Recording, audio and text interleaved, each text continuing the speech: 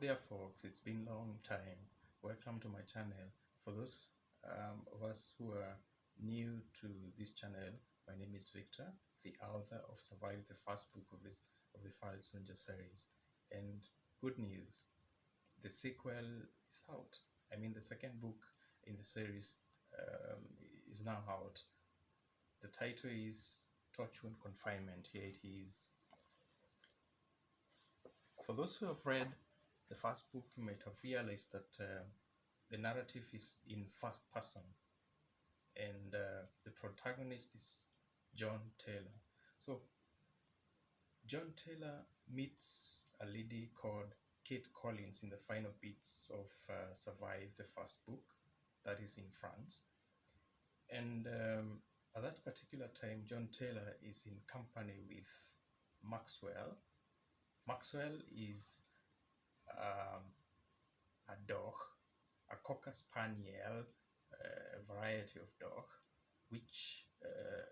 who was abandoned by Professor Gutenberg in Munich City. And apparently, John Taylor passes by Gutenberg's homestead in Munich and finds that Maxwell is alone and picks him up. So Maxwell becomes his companion throughout the book until the final bits of Survive. So in France, John Taylor meets Kate Collins. They become friends. But now Kate Collins finds out that Maxwell has a problem.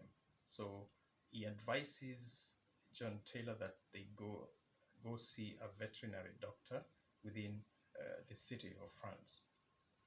So I'm going to read a little bit of an extract from the final bits of Survive, so you may see what happens when they go to see the veterinary doctor in France. So here is how it starts.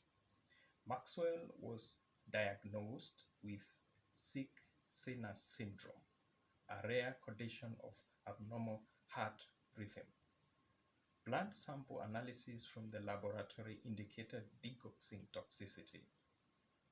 And to rectify the malfunctioning sinus node, the heart's primary pacemaker, Maxwell was referred to one Dr. Joseph Goldstein in Köln in German, or Cologne in English, for an immediate operation. So the resolution settled that I should leave Amsterdam, that is John Taylor, for Köln to have Maxwell undergo corrective surgery for a fatal case of SSS, that is sick sinus syndrome, was critical. One thing was certain, that risk or none, my re-entry into Germany was a must venture. By all means, odds had to be played.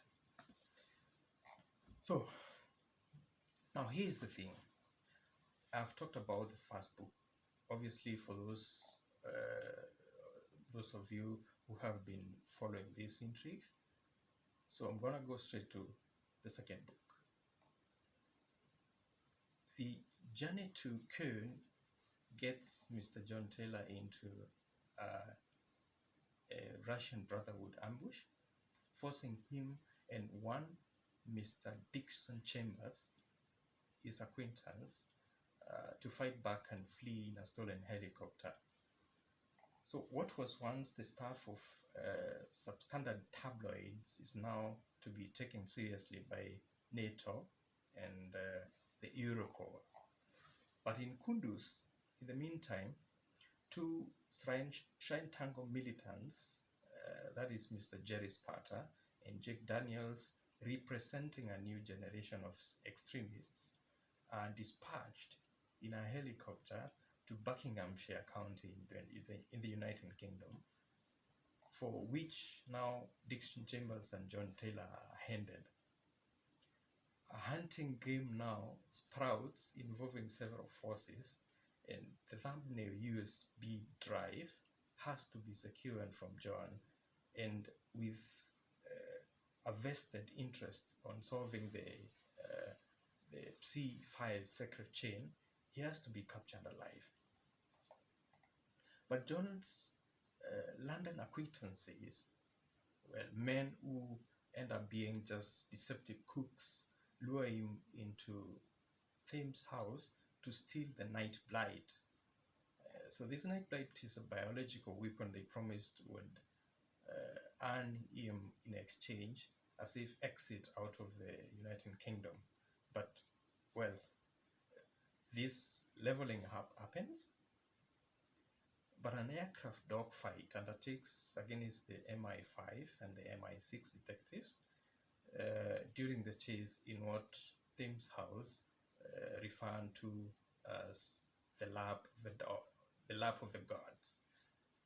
In a video authenticated by the MI6 the same year, another spacecraft is caught rotating, flying belly up out the sight of the prying eyes, and this becomes a game of death and plays differently at everyone's level, and no one knows where loyalties lie. But John, as I mentioned in the first book, is a practical man who believes in fighting for a cause that even seems to be lost. The clock is still ticking, but trouble is his instinct, the one he wasn't listening to anymore, and repeatedly warned of possible double cross, and with good reason. So that what would happen next should not fall under fantasies of deranged imaginations. Not at all. They would wind up giving him smelling salts and confine him for months in what they called the Torchwood confinement, or the Torchwood penthouse, in the middle of nowhere, or rather in the Black Forest, I would say that. So against all odds, therefore, John has to survive. So today I've prepared a small extract from the second book, the final bits of the second book, as opposed to the one that I read last time from Survive, which was within the initial pages of the book. So at this particular juncture, I'm going to read the final bits of Survive, and precisely chapter 8. So here you go. So chapter 8 starts this way. Get dirty, and the pigs will love it. The firing squad installed in the wait at the jet suit store was nothing compared to the men who would come after me next. During my Tomsk days, when I had been promoted to the position of a confidential informant of a high table, discussions had undertaken to buy in more recruits from Gush Emunim. The Mossad comprised of an indolent species, they said. Dissenting voices were many, and change was inevitable. Replenishment of men through a much more radicalizing induction in Omsk and Tomsk was a task that would, by amendment, be reserved for the leftist clique of membership, subscribing to absolutism with respect to hardcore elements of jihad. Females inducted into this culture were expected to bear only males into the basic unit of socialization.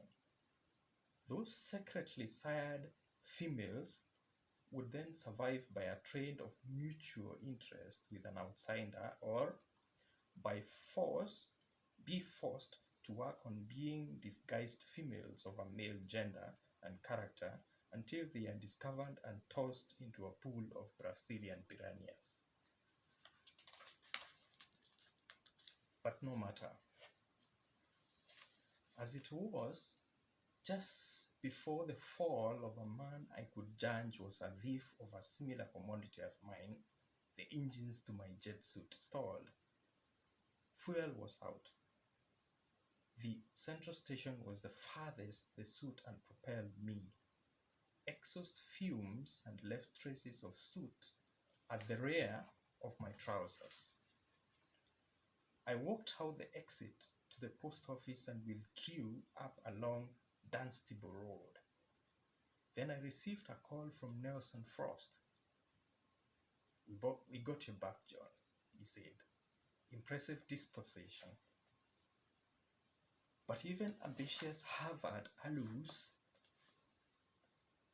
could be total screw-ups at times. Purpose was there though. It was all about finding it. Definitely not the way the bunch of hen shrinkers thought things would turn out. All right, just a sec. As it was, two black men were stalking me. I turned, then saw one give me the bird. These two seemed to have found a different kind of sweet spot. What did they have on them? I thought. Think, damn it. Be quick.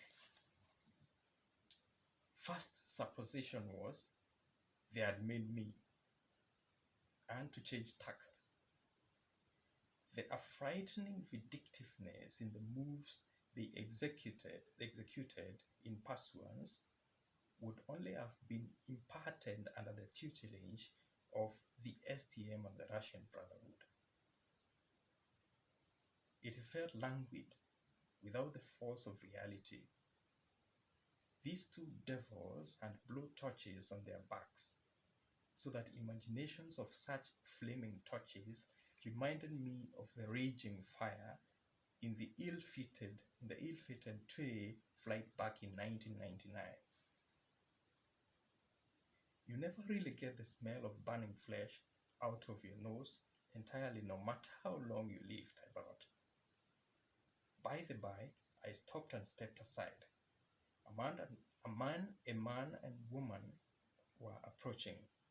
Another fellow walked beside me, like side by side. Two men passed by, sat on some bench to the east of the park's vestibule. Then the man walking side by side turned towards me as they bypassed. He locked his eyes with mine and pulled out what looked like a box cutter and sliced me on the neck. The man on the left, the one on the bench, drew a newspaper and faced my direction, concealing his face behind its pages.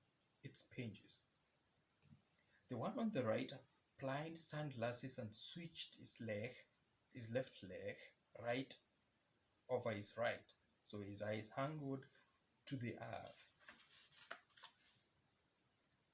I went woozy, and while in that bloom, I stopped. The spill of blood over the pavement dropped me to my knees. A cyclist stopped at the scene to help me stanch the bleeding, while a passersby held me by my neck. That was close. I stretched out my hand to him while he undertook to uplift his desponding combat spirit. Who would randomly slash me in the neck at the middle of the street if he didn't want me dead? I thought. Fighting silent battles was no small feat. To make over the handle to the fears while ignoring the screams of doubt within me, in my view, was to tread on hot coal. My offenses having been explained to junior MI5 men at Thames House with such exaggeration as the subscribers to accountability, thought, best calculated to rouse disgust, Senior Detective Jeremy Douglas unlocked the door to Henry Blackpool's office and dragged him to the basement by the collar. I'll set up your workstation here, he said. You won't. just believe him. Just believe everyone that does you shit eventually got theirs in this lifetime.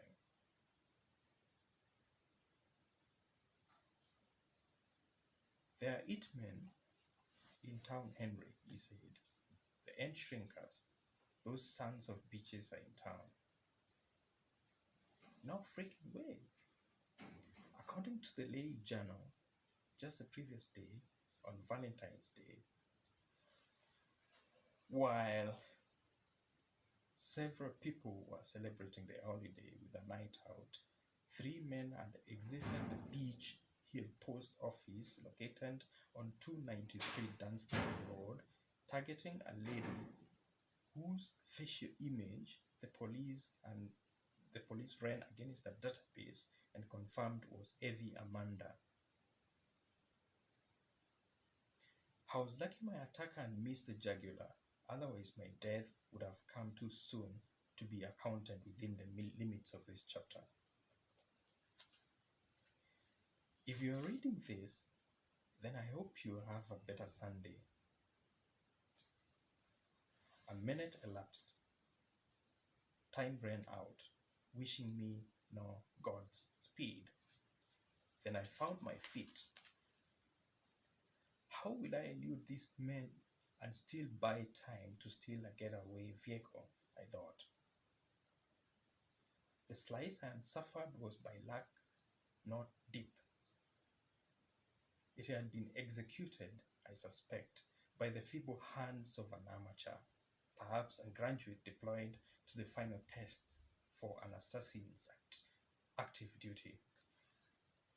A clot on the wood and stopped the bleeding. I stepped forth, span and faced the 2 men. Then I studied them momentarily in a stiff, perfunctory gaze. The one on the left had a brownish, clipped mustache. A broad nose jutted at his chin, and his jaw stuck backward like a wedge, pushing against some wiring attached to a tiny earpiece in his left ear. The men were on comm. Their gods were out there somewhere, pulling strings, hacking into the street surveillance cams and watching my every fucking move. But promises I made to myself remain. Convictions held. I grabbed at my revolver and started towards the D zone, the East Subway passenger entrance.